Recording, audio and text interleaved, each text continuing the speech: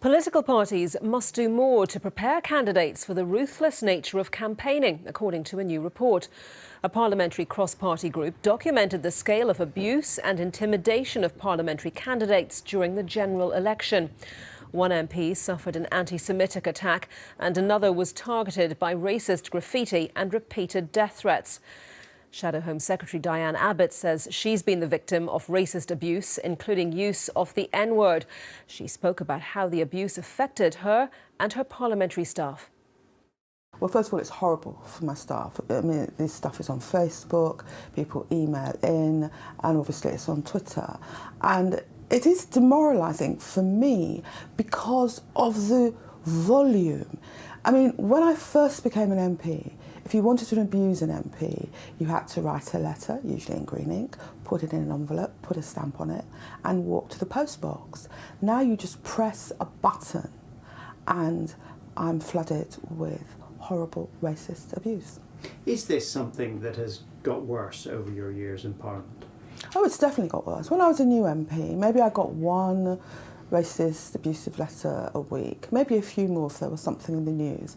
But now we're seeing this stuff every day in volume, and it's very upsetting for my staff and also very demoralising for me. And yet we as a society like to think of ourselves as becoming more tolerant in general, and certainly less tolerant of things like racism. That would seem to suggest that it's going the other way. I think generally we're more tolerant, but I think the advent of new media and also anonymity on new media has opened the floodgates for this type of abuse. It's not that these people were not there all along, I think. It's just that with new media and the ease of abusing people, it's all achieved a mass and a velocity which is quite crushing if you're on the other end of it. How much has any of this got to do with established parties? I mean, today Labour are saying the Conservatives should be doing more to control their own people. I wouldn't blame any single party or any single faction of a party for this.